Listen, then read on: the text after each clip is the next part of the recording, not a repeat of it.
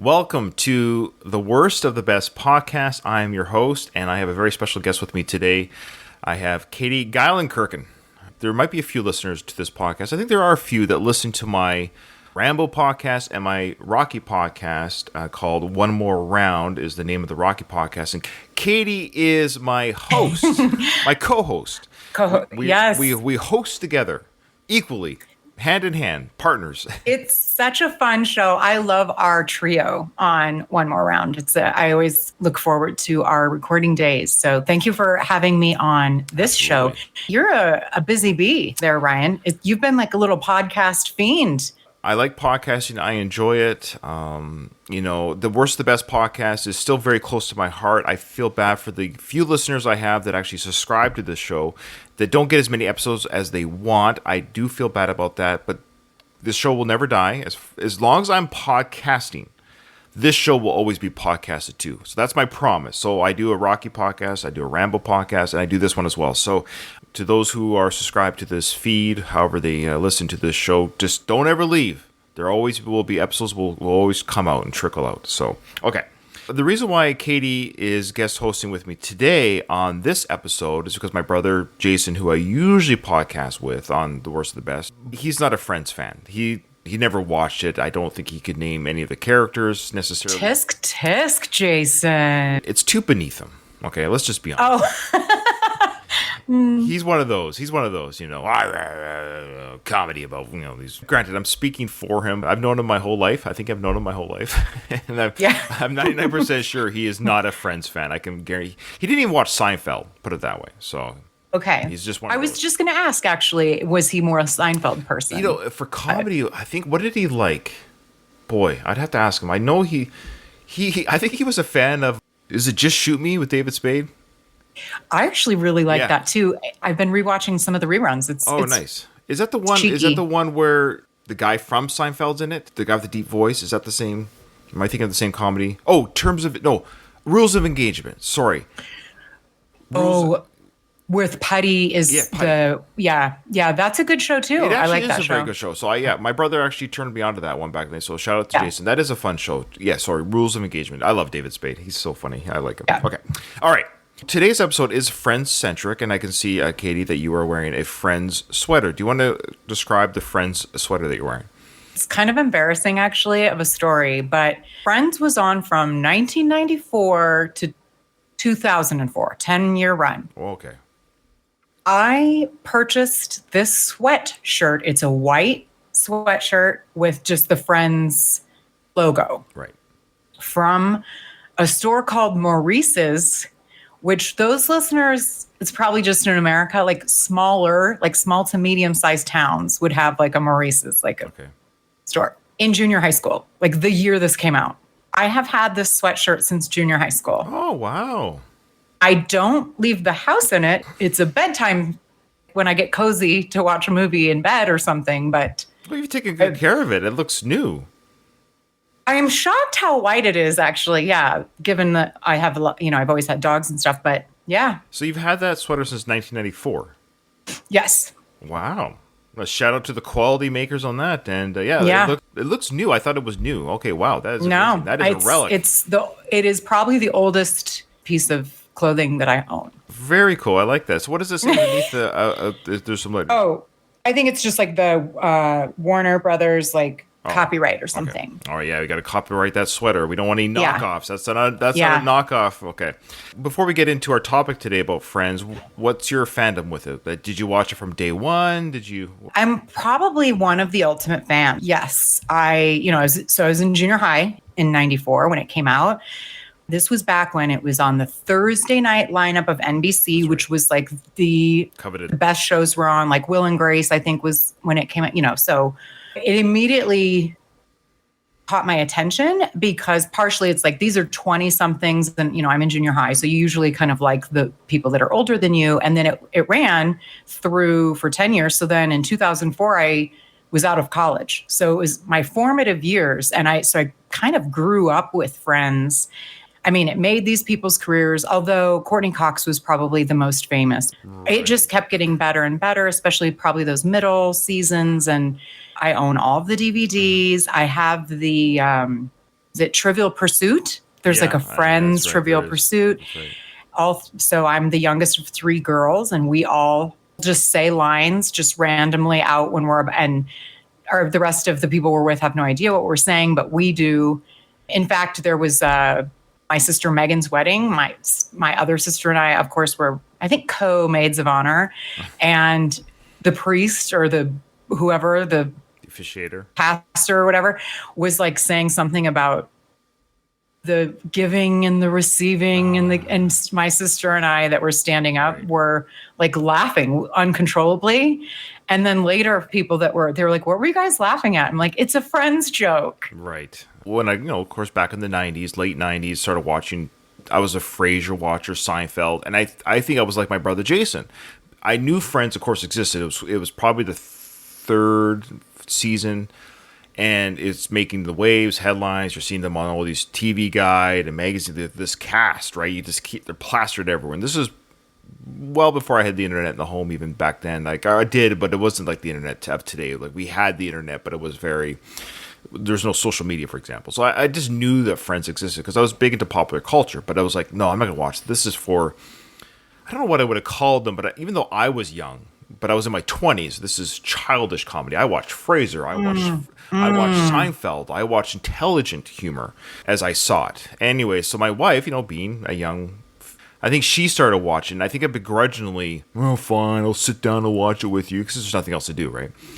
But then, I started to really quite enjoy it, obviously. And I was like, oh, this is good. And then it became must-see TV for me as well. And I think I did miss a few of the earlier episodes because this was before streaming, of course, and PVRs. I mean, I had a VHS recorder, but the repeats were hard to, I didn't even know. So I did buy the DVD box set myself when they all came out. So I ended up watching the whole series before they started streaming. Now they're available to stream everywhere. I think it's in Canada, Friends is available on Crave is the app. It's like they're like a Canadian conglomerate to HBO. They kind of so it's the Canadian version of HBO Max. Okay. Yeah, it's called Crave. So you can watch Friends, the whole series. But again, I bought the DVDs not knowing that TV would ever stream. Like this was back in the day. Now I would say I have watched the series officially all the way through from beginning to end in order with all the 10 season DVD box set twice. So do you have a favorite character or for sure? I was definitely the Gellers. I was a fan of the siblings. Okay. And I like them all for their different beats. At the end of the day, like Joey was my least favorite. Okay. Because he was that tough guy, dopey. He was a fan favorite, especially I think with females, because he was the tough guy with a heart. Didn't he date Rachel for a spell? Yeah, and everyone hated that. Yeah, Nobody liked that. I didn't like it either. I was always Team Ross for Rachel. Oh, for sure. I was a sucker for their relationship, and it pained me when they broke up, and it pained me when Ross was a dick about it. Like all these things, like, oh my gosh, Ross, you have Rachel. Like, but I had a total crush on Courtney Cox. To me, her Friends years. I mean, she's still a beautiful woman. I'm not trying misogynistic. I'm just saying, when I was in my 20s, watching Courtney Cox on TV, I was absolutely smitten by Monica. I thought she was just a great catch, and I loved her character. And so the Geller siblings were my favorite two of the six. I'm glad to hear that, Monica, that you thought she was so pretty, because I think all the girls are beautiful. Yeah. I think that Courtney Cox, she's just like a stunning beauty. Yeah, I know most everyone loves Rachel. I get it. And I Rachel, get it. Even Brad Pitt. But for some reason, I was totally smitten by Courtney Cox, yeah. I think she's prettier. I think so too, actually. Yeah. Yeah. But I'm a big fan of Lisa Kudrow, and I just think she plays Phoebe. I can't imagine anyone else as her. It's just perfect. So yeah. They all did great. And then of course Chandler and Matthew Perry, may he rest in peace. Oh, sorry, not yet. Oh. Yeah. Did you watch the reunion? I can't. You know why I can't watch it? James Corden hosted it. Oh, isn't he Canadian? No, or did I make that up? That's right. He's the worst. He's absolutely the worst. I can't watch him. I must not see much of him. I don't know very much about James Corden. Yeah. Anyway, so I still may watch it, but I've read so much about it where it was just mixed Harry reviews. I went to the dentist. It was rough. That's what the official byline was, but apparently he was. Yeah. And so that's hard for me to watch. I actually have a hard time watching cringe, whatever side of the politics you're on. This is kind of a side note. My brother, he always sends me Joe Biden slurring speaking. It's hard for me to watch. I don't care what You're side like, of the fence you're on. I just get like, yeah. oh, this is so embarrassing. I can't. I do feel bad for public figures to some degree because they can't escape the. That's what they signed up for it. They signed Yeah, up. that's true. That's true. That's true. But anyways, I just say that. So regarding this reunion, I've heard some things about. I saw the headlines, read some articles on it, and I was like, oof, I don't know if I can. It doesn't sound like it's fun. They're supposed to be fun.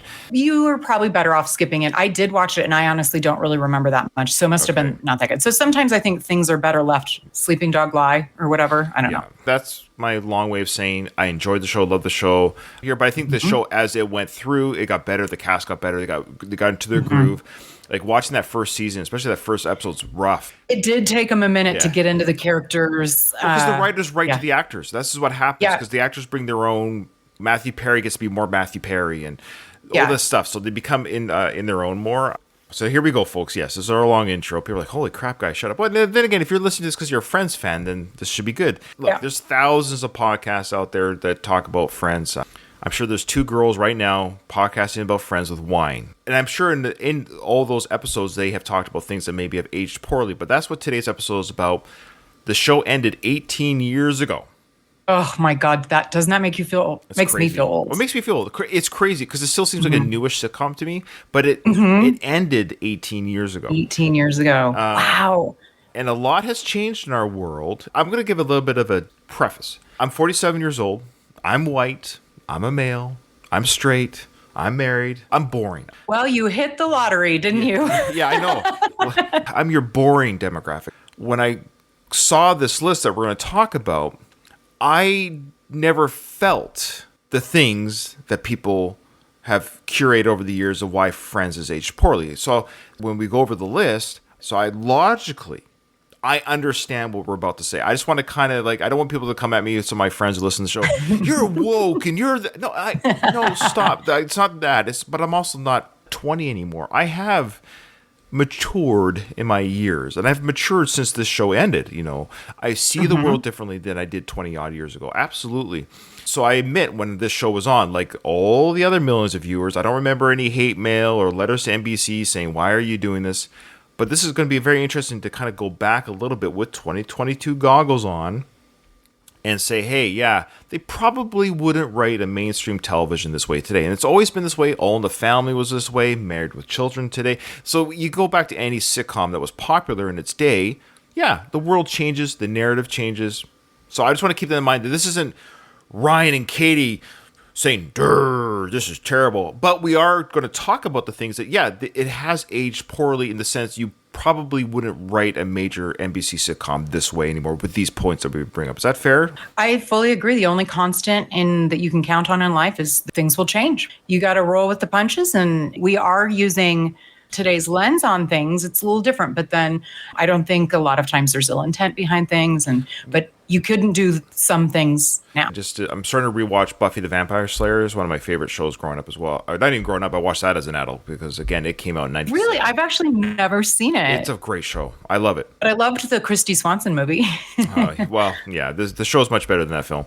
I'm a big Buffy fan, and so I'm rewatching that series all the way through for the first time as a rewatch. So I'm actually listening to a podcast called The Rewatcher, and it's based on, there's two girls, and one hasn't seen the show, the other one has, and it's really kind of cool. Oh my God. It's one of my daily, they have a true crime podcast that I listen to, and that's how I know them. Yeah. They are good. And they've talked about the Buffy. I haven't listened to the Buffy one, obviously, because I've not seen it. Yeah, they just sort of started. I would recommend, side note, if you want to watch Buffy and you're a fan of these hosts, that I would recommend doing a watch-along Buffy, listen to them. They're handling the show quite well. I say this because one of their segments in their podcast is, they call it, did this thing in the show episode, whatever it is, age like a human or age like a vampire? And that's cute. It is very clever. I got to admit, that's very clever. The idea being, did this age poorly, or is this okay, like vampires live forever? So this didn't age poorly. And this is a 90s show as well, so it's about the same area of time.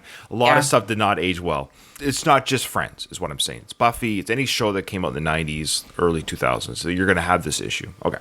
Yes, agreed. Our show, of course, is the worst of the best. So what we do is we've taken, I guess you could say, the best things or the top things that have aged poorly, and the episode, independent of each other. We don't know our answer yet. Do you want to pick the thing that is the most, quote-unquote, worst offender? or the Yes. thing. Okay, I agree. Right? That's kind of Yeah. what I was like, the Yeah, thing so that these are the aged. best offenders. These are the Yeah. best offenders. So which one is the worst of the best offenders? Yeah. Okay, all Yeah. right. All right. So this isn't in any order. So number 1 isn't going to be our pick. But these are just 10 things, random order. People might think the first thing that I'm about to read is the worst thing, but we'll find out. Here we go. As you know, Katie, one of the most recurrent gags in Friends is the fact, this was the early seasons too, is the fact that Ross's ex-wife Carol is a lesbian. The series, though, did do a decent job, I think, or actually did a good job, especially in these early days of TV, portraying a healthy lesbian couple. You know, they're raising a kid, they were having a kid together. So they were actually, in many ways, ahead of the curve, showing on primetime TV, here's a Very much lesbian so. couple, having a kid. So they did a good job with that. However, the show then loses a little bit of credit because Susan and Carol are, of course, the punchline of many jokes. And the jokes were usually aimed at the fact that Ross lost to a woman. This is a very common trope. We even hear it all the time. Like, my wife broke up with me, now she's a lesbian. That's the idea. Being that me as a man, I was such a terrible, my manhood was so lame that she's like, well, if this is men, I'm going to be gay now. And that's kind of that comedy trope that doesn't age well. Exactly, like the you turned them Right. gay, That's which obviously we know is not a thing, but it was a common trope of the time, right? Yeah. Absolutely. Yeah. Oh, yeah. It's like one of the oldest jokes in the book is if somebody goes gay out of a heterosexual relationship is because their experience was so terrible with that opposite sex, they have to be gay. Yeah. But this, of course, like you said, invalidates Carol's sexuality as if it only exists to make Ross's life miserable. Now, of course, these are the characters, but the writers, we have to keep in mind, everything we're saying here, folks, it's not Ross or Chandler or Monica. Like, keep in mind, I guess you could say we're pointing fingers at the writers. At the end of the day, it's the writers of the sitcom. The actors had nothing to do with it, as far as I know. They just read the script, so to speak. So the writers and creators of the show are the ones that had these storylines. Okay, yeah, there you go. That's number 10. Susan and Carol are the punchline of Friends jokes, especially in those early seasons. And they did get kind of tiring after a while anyways. It was a trope that lasted too long. Honestly, I thought this one, it was kind of a running gag, but I feel like the way that they handled like co-parenting, Ross still felt a little like challenged by Susan because she took Carol from him. So it's like, well, you were married to that woman, so there's always a little ribbing between Ross and Susan. Right. I think they did make amends later on. They were at least amicable. But I guess I didn't notice this one being so. It wasn't over the top to me. Well, we don't want to reveal what we think is the worst offender during the list. I know. Yes. But you're right. That isn't the most horrific offender because I think this one saved a little bit by the fact that they did show a gay couple on TV. Yeah. That they were a strong woman, and Ross was he was sort of castrated. He was the victim more than them in some way. So, they might have been the butt of jokes, but it was Ross that was left. As usually the Ross character, he was poor Ross. Yeah. Well, we'll get to Ross later. Okay, so what do you got there for number 9? We will. Number 9 is that there's too many jokes about physical appearance, particularly or most notably, a fat young Monica. Right. Additionally, there was Rachel's old nose. Rachel got a nose job. That's kind of a consistent joke. Basically, it's all sort of aimed at women's appearance. Okay. And how, like, there's an insinuation potentially that a woman's worth is essentially her beauty or lack of, or, she doesn't have anything else to offer. Yeah, this was very much, especially I think the big one was Monica's weight, because when she did that first reveal with the flashback and she's in the fat suit and just the guffaws and laugh of the crowd, and it made I remember back in the day it made the headlines like, Courtney Cox in a fat suit. Isn't this hilarious? Look, she's a skinny, beautiful woman who's now fat. Now she's skinny and beautiful, but there was a time she was fat and nobody noticed her. She was ignored because of her weight or whatever the situation, right? And she like bumped into things like kind of pratfallish about being A lot of physical comedy. Yeah, like fat people can't. I guess depending on the weight, but the idea that if you're overweight, you're just like rolling down the hallway. Anyway. Well, yeah, I don't know what this says about me, but I found it always freaking hilarious. Well, it was played off very funny by Courtney Cox. She did a great job doing it. Like, this is the problem. It was funny, but does it age poorly? My opinion is that it's because it's her in a fat suit we're not actually poking fun at a truly overweight or obese human. Sure. For me, Lance, I don't know if that's my excuse or whatnot. Because you're laughing. This is the problem. You're laughing. Look at Austin Powers. Remember Austin Powers, the movie trilogy? Yeah. Fat bastard. Yeah. You know, he's crying. It's a fat suit. It's a fat suit. Michael Myers is in a fat suit. And the whole joke is how he's fat because he eats. What is it? I'm depressed because I eat, and I eat because I'm depressed. Well, and the jokes, there are a lot of like Monica, when they tell their parents, the Gellers are hilarious. Like, right, the actors, the parents are good. Hurricane whatever didn't break the porch swing, Monica did. Or why were you always hanging out with that Russian or Ukrainian kid? Because this mom put mayonnaise on everything. Like, she ate all the Girl Scout cookies. Right. Or, so there's stuff like that. But it was played because she is so opposite of that. Courtney Cox herself was known, especially at the time, as being, there were a lot of articles written about why are the Friends girls so skinny? When it first started, Rachel was like a normal looking woman, and then she lost 30 pounds. They did lose weight. Yeah, I've seen Rachel's face or Jennifer Aniston's face in the first season. It looks like baby fat on her face, it looks like still. Yeah. She lost like 30 pounds, which is a lot for someone of her stature. But those two particularly at a certain point, that was a time, the 90s were a time of wafy thinness. Right. There was even this fat, the physical comedy, particularly Monica being fat. Did you ever watch Beavis and Butthead? Oh, yeah, of course. Are you familiar? There was I don't know why it's the dumbest show ever, but I thought it was hilarious when I was 13 or whatever. And there was an episode where they were watching Friends, I think, and they were making fun of the anorexic. Like, why are those Friends girls so anorexic? And that's something you couldn't say now. No. You shouldn't poke fun. Yeah. So essentially, these are real problems that humans have, and we shouldn't poke fun at it. And obesity, let's be honest, is an issue that, excuse the pun, it's gotten larger. Sorry.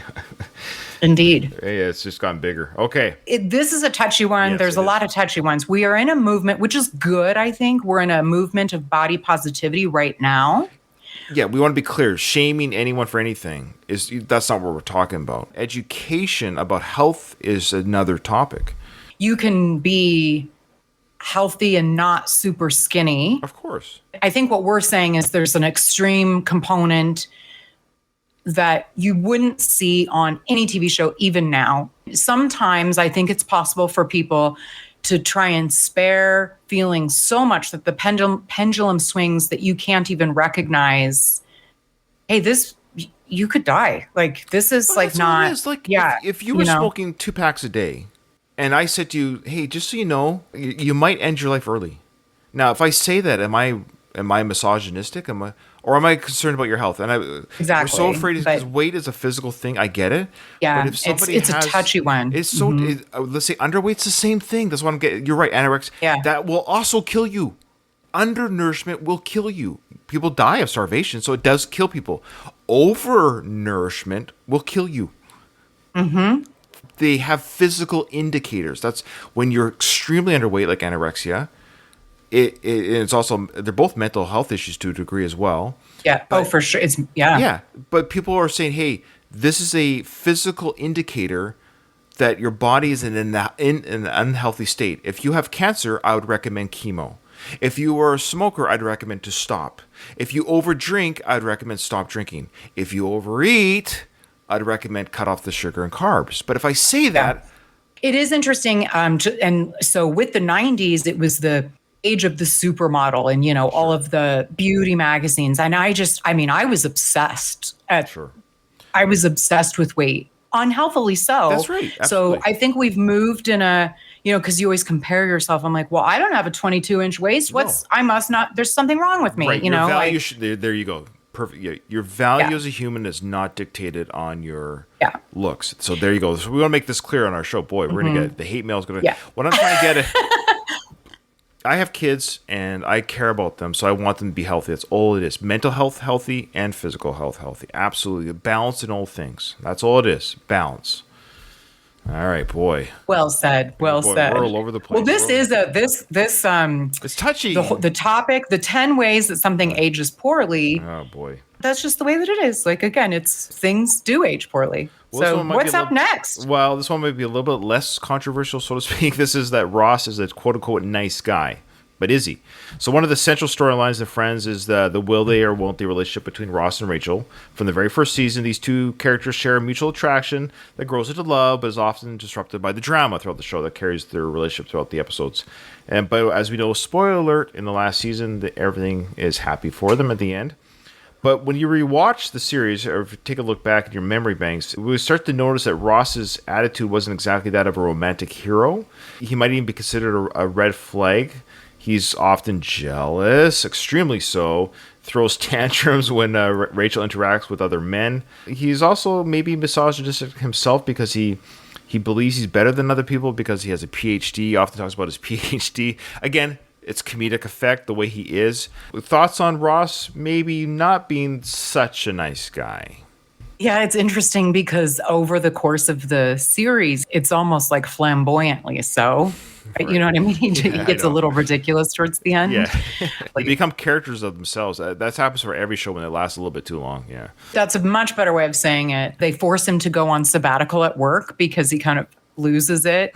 I think early on, Ross maybe was more of the sweet, nice guy. He swoops in, especially that scene when he gets Rachel, essentially, when they were watching the videotape of prom, and he thinks that her date stands her up, and so he swoops in, and then her date does show up, and so we're heartbroken. But then she gets up and goes to kiss him, and we're like, "Oh, sweet." And the crowd. But as time goes on, I really don't think he is that nice. He's condescending and full of himself and possessive.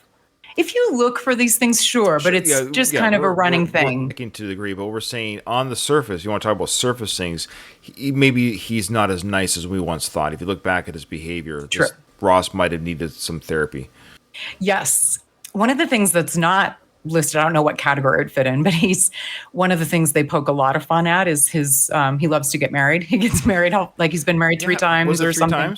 times? But yeah, Carol, Emily, and he does end up marrying Rachel, doesn't Right. he? Yeah. Emily was the British one, right? Yes. Yeah. And didn't he say, I take you, Rachel? Isn't that what the big thing was? Yeah. So they immediately were on the outs. Yeah. That was, should I get up there? To this day, because I've been married before. I'm on my second marriage. Our 13-year anniversary is coming up, by the way. Oh, congrats. Every now and then, I'm like, I just got to make sure I say the proper name. It still haunts me. I have never made the mistake, but even after 13 years of marriage, you're always just like, don't want to say your first wife's name. It's every now and then it happens. So I just usually don't say my wife's name. You know what you should have done? You know how some people marry or date people with the same name? You just got somebody with the same name. I should have found it. Yeah, no kidding. I'll get her to legally change her name to my first wife. There you go. I'm sure she would go for that easily. She'll be like, yeah, I'm all for that, Ryan. Yeah. Sure. The next one, let's see. Ross is a nice guy. And then 7, there's a misunderstanding where Ross kisses Monica, his sister, by mistake. Right. But the reason that this ages poorly is that he thinks he's kissing a sleeping Rachel. So there's a flashback scene of them like in college, and Rachel and Monica must have come to visit Ross and Chandler. He thinks that she's asleep under a pile of coats, and he kisses her. So it's not. So it's hilarity because he kisses his own sister. But what ages poorly is, hey, is consent a new thing? Like you can't just kiss. You can't just do things to an unconscious person. Yeah, consent. So his intent was consent. Yeah. So the joke is it's his sister. Ha ha ha ha. But behind that is, had it been Rachel, he would have kissed. Either way, he still kissed his sister without consent. They both age poorly. Yeah. But the show does not explore this. It's funny because, it's funny on the show. They don't explore the fact that he didn't get permission, even if it was Rachel. Right. Now, was she asleep because she was tired or was she drunk? I don't remember. What was the idea? Either way, she was probably drunk, but she was probably drunk. Of course, either way, it's not. I'm just curious. I just don't remember the storyline. I just don't remember. I think he thinks, it's there at a party. Sure. So she was, quote unquote, dozed off, or as they say, passed out. Passed out.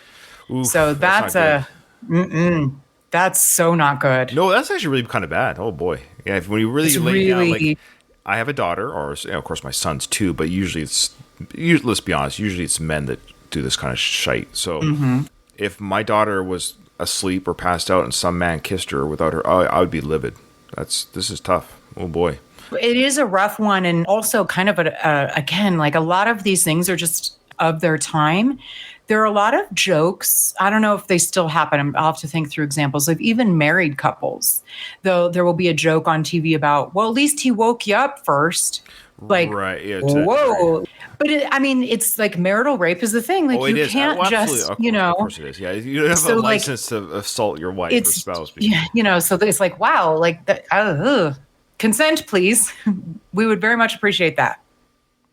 So the next one, this one's a little bit, not to say tricky, but this one, remind me. So Chandler's dad, was he just a drag queen, or was he an actual, like, and I get confused about this. This is my ignorance. So please, people who are listening, I'm not making fun. I'm not making light. Did he the character transition to a woman, or was his dad just a cross-dresser / put on the makeup hair? You know what I mean? Because there's body transitions through medical procedures. Was he considered just a quote-unquote drag queen, or did he identify as a female? I can't quite remember the status. Well, I think that's part of the challenge is that Chandler's dad is a performer. I hadn't remembered it, but it's Helena Handbasket, which is hilarious. That's her name. Helena, now, like Helena. Did Helena. They refer to the character as she, and this would have been early. I mean, what was the identification of the pronoun with? I think so. I can't remember. I think part of the gags are that it's they sometimes do and sometimes don't. Like it wasn't, the pronouns wasn't like a whole thing, but they go to her shows. Like she is a performer, but then they do sort of conflate. I think that's part of it, right? Like it's not explored. If Chandler's dad in like a ordinarily life is a trans woman or just a man that is a drag queen. They don't explore that. Yeah, that's the problem I think you and I are having right now. So Friends, the show, simply assumed that drag queens are trans women. They tied the two together. They are separate. They are separate things, right? You've transitioned to a woman when you were once, quote unquote, a cis male, and now you identify as a woman, and thus you have changed whatever. Out in life, you are a woman, and they do that because I think there was an engagement party scene or something where Chandler's dad is there as a woman, so they just conflate the two things, and I think that's kind of what. And there's a lot of jokes about it, like so many jokes about it. Yeah, so the character Helena Handbasket,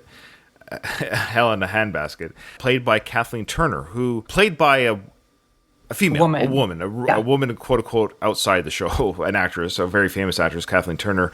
And we know, of course, you mentioned on one of your episodes when you talked about Jewel the Nile on our podcast network, you mentioned this very plot line played by Kathleen Turner, how as she got older, I wonder if she's a smoker, honestly, but as she got older, she got the gravelly voice, she put on a little bit of weight, wasn't quite the stereotypical bombshell that she was in the 80s. So to her credit, she kind of embraced the difference of her own appearance and voice by playing a man, so to speak. She played a man as a female. So I kind of give her credit, a little bit to embrace her own, hey, I'm not the bombshell I used to be, but I'm going to still have fun on TV and embrace that. However, the show kind of handled it not the best because they also made it seem like Chandler's own sexuality was affected by this. So jokes were pointed towards him like, oh, you must be a gay man because your dad's gay. Like so the parents would automatically traumatize someone in this way. So the idea being that because you have a gay parent, then your life will somehow be traumatic. Like straight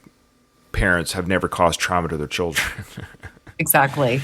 And his mom is straight and she's like a wowzers. I mean, she is also played by a super Morgan Fairchild. Oh yeah, she's gorgeous back in the day.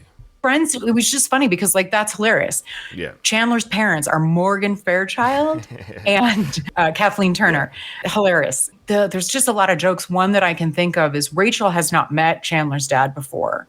And there's something about, sometimes they're like, oh, I want to keep my parents apart because they fight, or that seems to be, and they're at a party, an engagement party, I think.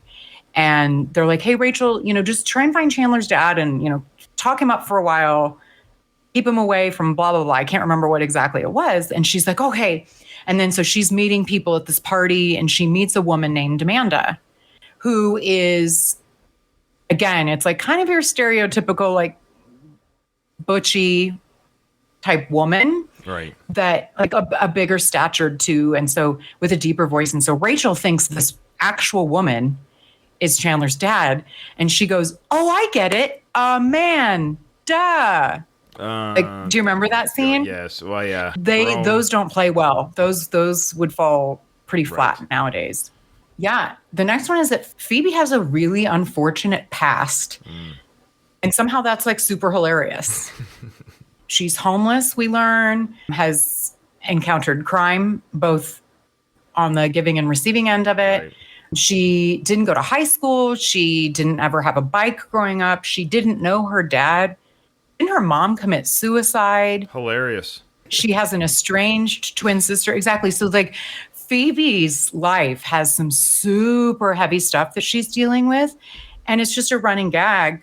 While Lisa Kudrow played it very well, excellent. Right. Her friends don't really address all of that heavy stuff and acknowledge it. The only thing I can think of that they really do is when Ross buys her a bike when he learns that she never had a bike. Right. Do you remember that? And she doesn't know how to ride a bike. This isn't part of it, but they make fun of her vegetarianism a lot. And I'm like, I don't like that. Yeah, that's right. That's right. They do. I think that's fantastic. I think that's aged perfectly. I think they just keep making fun of her vegetarianism. Perfect. I love it. That will never get old in my books. I think we can still make fun of vegetarians. I think we can shame vegetarians. I think that's still allowed. Well, it's not allowed, but it is like, okay. I mean, you're not a protected group. We should be. We're trying to protect the planet, people. Come on. I'm not going to be here long enough to worry about it. Don't you like that one? Okay. You even have kids. Who cares? I'm not going to worry about them either. Okay. All right. So what do you have any additional thoughts about that? Regarding, it's funny. That was an interesting one that was on the list in general. But fair point. Again, we're talking about our mental health. We're talking about, we're looking at a comedy show in a real world situation. But however, I mean, a lot of young people watch this and there's no real discussion. Like Phoebe seems to be adjusted enough. I mean, she's weird. She's quirky. We get that. That's her character. She's weird and quirky, but she's also very sweet and kind. And so I don't remember, do we learn how she got through this? Do we learn how she overcame this? Do we learn why she's able to hold a job and pay rent or have friends and have her own social life and love life? How did she get through this mucky muck? So that might have been an interesting, had the writers said, hey, we got an opportunity here to teach kids or people who are in these tough situations, who parents do commit suicide, people who were mixed up in the wrong crowd and crime, or maybe give a little bit of indication how this character became part of society in a healthy way. We don't even really learn how, because she's sort of the outlier of the group. I don't even think we learn really how they all became friends. She must have been a neighbor. Did you hear the rumor, the conspiracy theory about her? You probably have. What? That she's still homeless and all these things, and she's created this whole world in her mind. Oh, I have not heard that. I can't be bothered with those things. That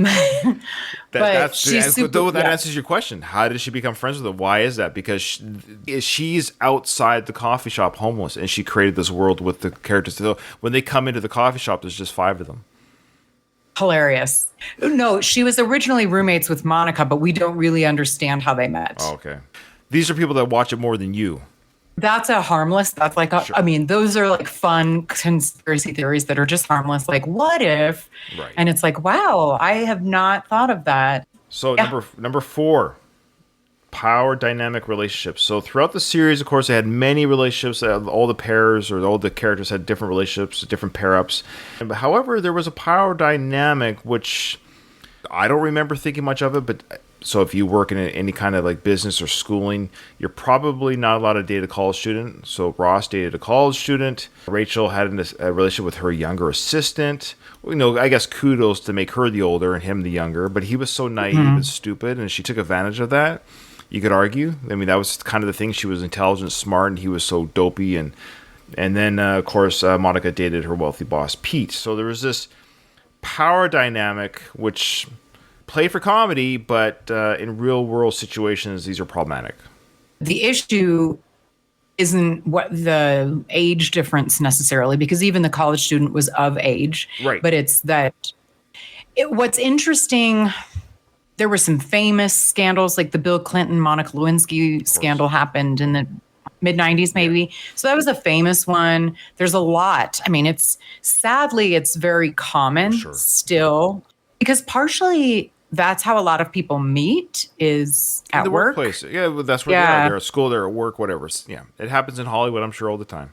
Director and big time. It's a tricky one, but it's like, yeah, this one isn't as problematic for me. It's just, I guess, tread lightly would be the advice. As long as it's allowed in your workplace and it's consensual, then at the end of the day, then just tread lightly. Okay. I do feel like that's common in a lot of workplaces. It's the declaration. However, and I believe in the Friends situation, there was actually a rule against. In the Ross situation, I think there was a rule: you cannot date a student. So they were actually, yeah. Schools, I would say yes, for sure. You probably can. I would say maybe in hospitals, doctors and nurses. I don't know how it works. I watched ER and there was a lot of hooking up in that show, so maybe not. Yeah. All right. The next one is just generally speaking, mocking femininity. Right. Which I think is common in the 90s era sitcom. It's a trope about there's this traditional gender roles, and that men with feminine traits, particularly in this case, Chandler is the butt of this a lot. Right. Like just generally Chandler being more sensitive. Chandler's middle name is Muriel, which is made fun of. Him wanting to watch on Thanksgiving the Macy's Day Parade and not watching football, but he doesn't feel comfortable saying that with the guys there. He can only say it if the girls are there. And then later in the show, when there's a tangent, I kind of want to go off about all the guests, the amazing guest appearances, like all the people. But Giovanni Ribisi, who I love, he's so great. He plays Phoebe's. He marries that older woman, Deborah Jo Rupp from that 70s show. That's right. Yeah, so they get married and can't have kids. So Phoebe has triplets for them. That's right. And they'd given them names. They let Phoebe name one of the babies. Phoebe names the baby Chandler. And Chandler's a boy, like when they sonogram or whatever. And then when the baby's born, there's a famous scene of Giovanni Ribisi coming out saying, Chandler's a girl, Chandler's a girl. And Chandler is like, oh God, like this, flashbacks to his like boys' school days of being made fun of for being a sissy, so to speak. So I think we've gotten better at appreciating the sensitivity of men, and like we're blending gender roles more fluidly nowadays.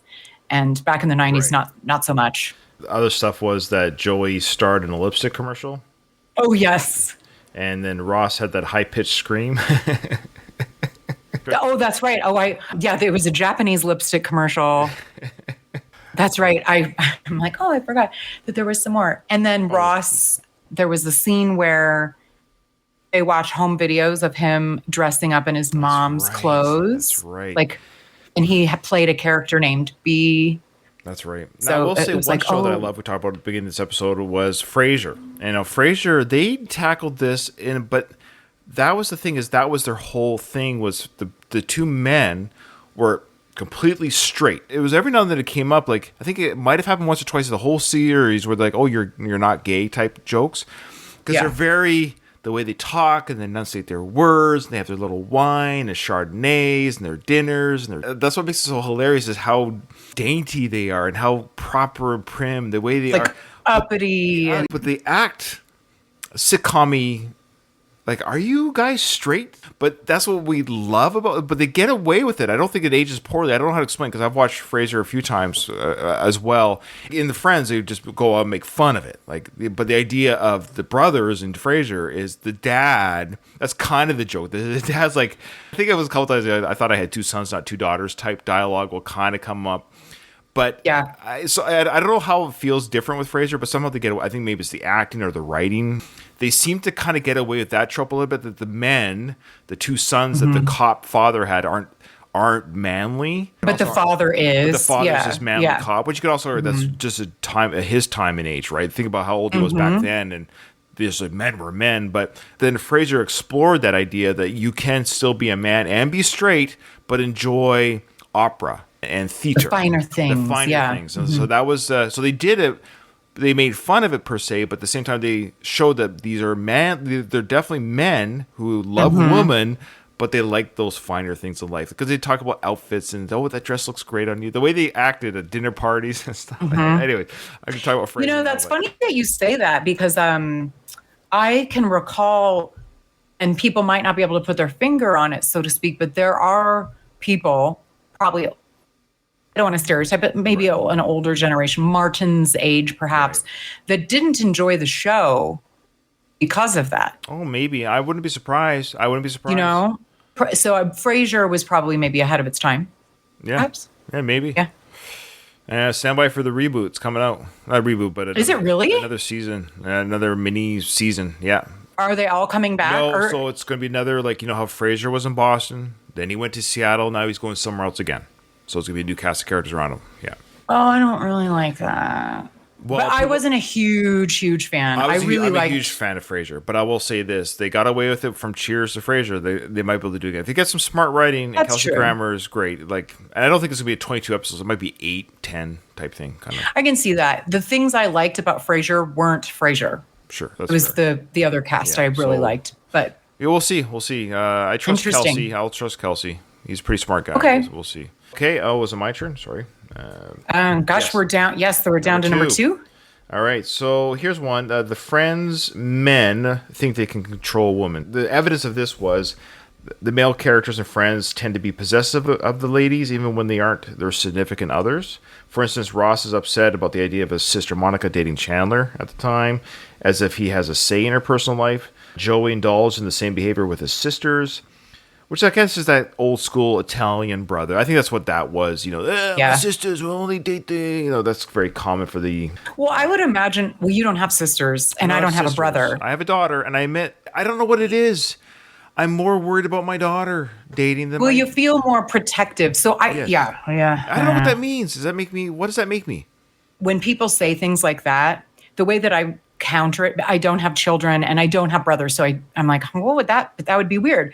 But I think it's really important, considering that we talked about consent a little bit ago, is that there was a long period of time where people didn't feel like they had to worry about their sons because women were always the victims of a man's whatever. So I feel like when someone says something like that, it's like, I get that knee-jerk reaction, but it's just as important to teach your sons, not you, just people in general, of course, to be respectful, like how important consent is, and women aren't there for your pleasure, for your whatever. Like, you need to value them and blah, blah, blah. It's becoming more common for parents to have those conversations with their sons. Don't feel like you have to do anything. That's right. That's right. Don't feel pressure. I know how guys think because I am one. Since the dawn of time, women have been the prey. Right. We've put all of the onus on a woman to protect herself, to be from the predator. Yes. And it's like, hey, how about we just tell guys not to be shitty? And we're getting better at that. So this is something we are doing better at. I think education in this area, I'm totally for. Absolutely. Yeah. All right. So I know the characters are coming from a place of caring and protectiveness, but they have to allow the woman to be like, I think I can handle my own relationships. Yeah. So fair. All right. Last one. Okay, so there's not any diversity in Friends. There's barely any diversity on the show. So all 6 main characters are white. Right. Despite them being in New York City, which is famous for being an extremely diverse city. Now, there are a few love interests that are people of girlfriend, right? Didn't he have a? Well, there was a couple. There was Aisha Tyler. Yes, and Gabrielle Union were both brief love interests for, I think, both Ross and Joey. However, I will say that the Gellers are Jewish, at least. And from a diversity perspective, they are all even from the same area. So again, New York is kind of a transplant city. And these people are all from Long Island, or is Joey from the Bronx? And, who knows about Phoebe. But so they're all even from like the same geographical area, which is not really that uncommon given how they all know each other. The fact that they're all white and they're all from that's the storyline is we have a brother and a sister. We have people from the same neighborhood, Chandler and Ross going to school together. So that all kind of makes sense. But there were opportunities from a coworker perspective, tertiary character perspective, they could have been more diverse. Yes, this doesn't age well. However, it's not a workplace comedy. If it were a workplace comedy and they were all white, I'd be like, no way, Jose. But these, if they're all sort of from Long Island and then you throw in Phoebe and Joey, I don't know, at least there's a religious diversity. So there's that. I don't appreciate tokenism. So nowadays, if they were to make the show, I feel like, to me, it seems... I know. Like contrite, I'm not sure what the right word is, when they just throw in, oh, there's your person of color. Yeah, it's tough. This is the problem because now I feel like I just want whoever's the funniest, or if it's a sitcom, be funny. Like I watched Saturday Night Live, guess who I thought was funny? Chris Rock, Eddie Murphy. They're funny. I didn't think they were funny because they're black. I would assume they were cast because they were funny. So now it's a whole different conversation. So that's what I'm getting at. So what I want is whatever the scenario, whether you're my doctor, lawyer, or an actor, or singer on TV, whatever, just be the best at it. And my hope is, I know it's not realistic, but my hope is the best get hired. Because I've seen some bad black actors, but then I've seen some great ones. I've seen some many bad white actors. But it's getting to the point now where it's like, I don't know if a movie is good or bad from critics, because I don't know if they're afraid to say, if you get a film that's black centric. Here's one, Black Panther. I have made it clear. I was going to say, we agree on that. It's a terrible film. Like I'm sorry. It's boring, absolutely boring. I couldn't even finish it. It's a Marvel film. I was like, holy crap, this is bad. I thought the main actor, I forget his name, who played Black Panther, who passed away, Chadwick Boseman. I thought he was great. So he was great in a bad film, but I still couldn't finish it. It had nothing to do with whatever, but I'm sorry, but that's the thing.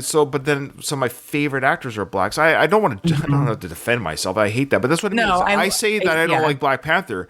Oh well, then no, I just didn't like it. I know it is. We are in a really touchy period because. So I do. Okay, I don't think it was so highly rated. You see what I'm getting at? Yeah. How is it possible that really? I know. Like, come on, it was better than Endgame, and so give me a break. I think it makes sense that just based on their backstory, that they're all white. I do think what they could have done, it doesn't make sense because they're in New York City. So Denver's pretty white.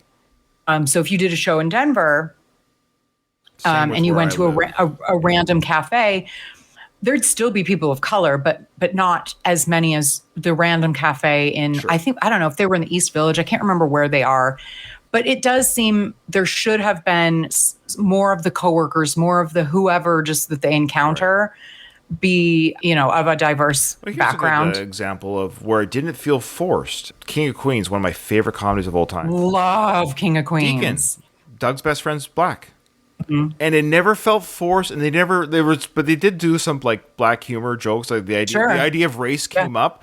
But here's a show that started in the late 90s, early 2000s, and that was a great example of they got the best actor for that character. Their chemistry was awesome, and it never felt forced. I'm like, oh, of course Doug has a black friend. No, it felt like a natural friendship. So, great. Yeah, so that's what I like when you do have shows that are able to have the diversity, and it works, and it doesn't feel like, oh, we have to do this. So I think King of Queens is a great example of that.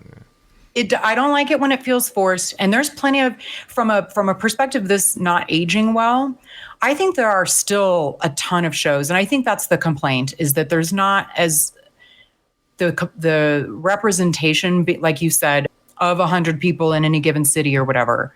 So a couple of examples. Another one Big Bang Theory, huge show, right? Yeah. Except for the one, of course, the Indian, whatever, they're all like science nerds, right? So it's similar, and they're in LA, which is a diverse city. So, and that's a current show. A show that I thought did a phenomenal job of this is The Wire. Oh, I love that show. In Baltimore, which is one of the few cities that is black.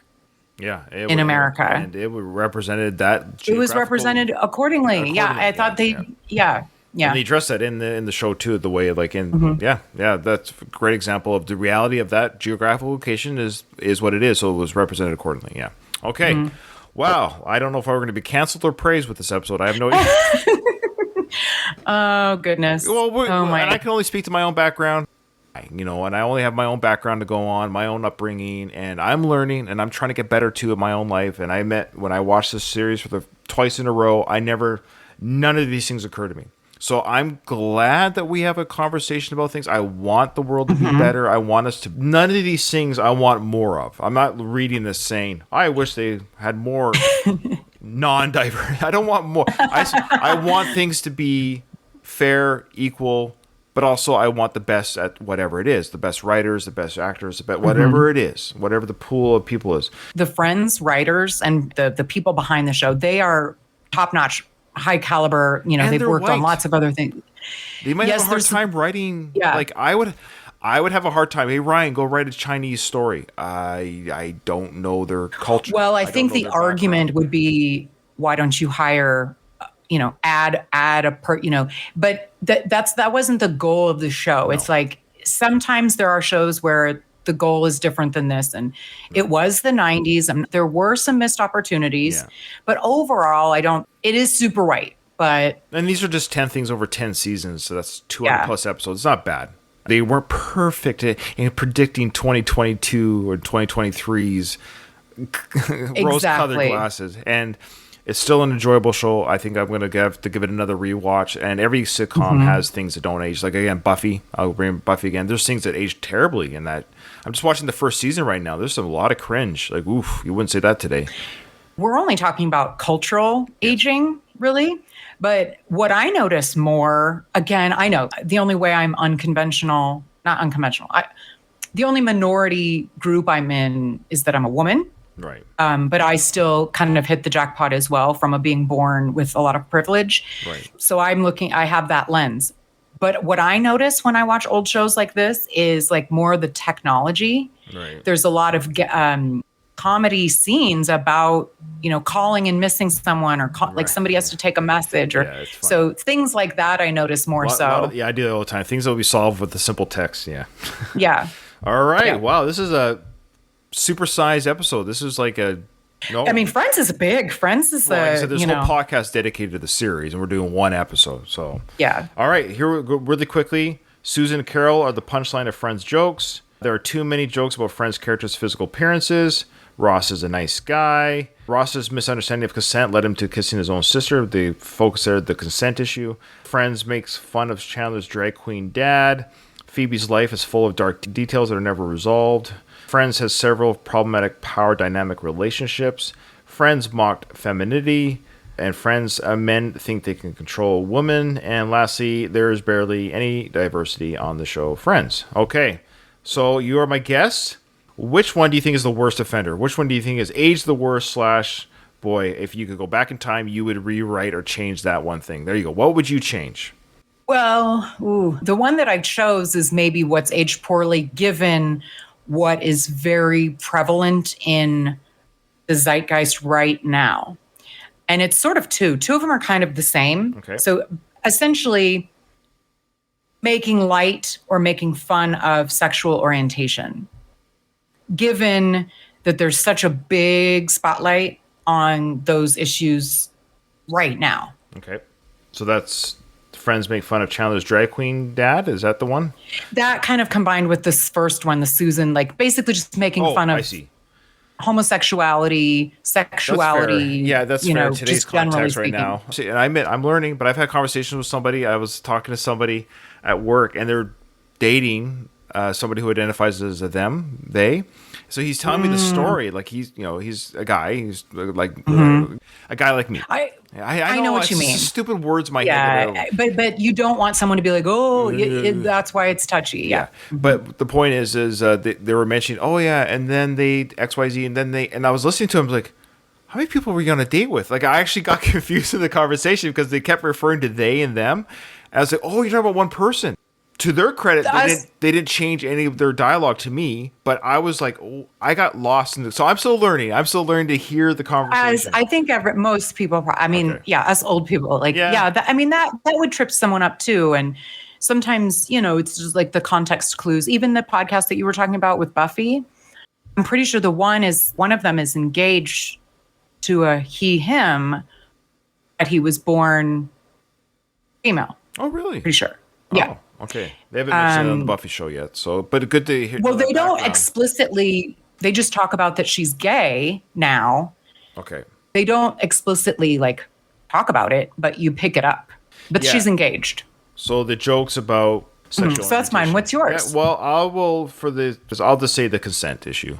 It was an innocuous thing. I might say, oh, it's just a kiss. That's not what I mean by that. But I mean, it wasn't like full on. Like it looks. There are levels of assault, just like there's levels of physical assault, there's levels of sexual assault. So I would say yes, an unconsented kiss and all things that are not consensual is a big red flag and a big no. Educate your children, folks. Educate yourself. Obviously. No means no, yes means yes, and make sure they're sober. You got to make sure if they can't drive a car, I don't think you can give consent. Maybe I don't know what the rule is. I've been married too long. I don't know what the rules of dating are. But I have never kissed a girl that was not sober. That's my rule. Consent, and consensual, and that one. Yeah, that is a better one. I think you're right. I think you're right. I think there's no right or wrong answer, but I think it's just that today's narrative fits yours for sure. And then generally speaking, yes. Laughing at like, he kissed his sister, but the joke shouldn't have been that. The joke should have been, I can't believe he's trying to kiss Rachel, who's sleeping. Like touching somebody when they're not there is wrong. Like you're not supposed to touch really anybody.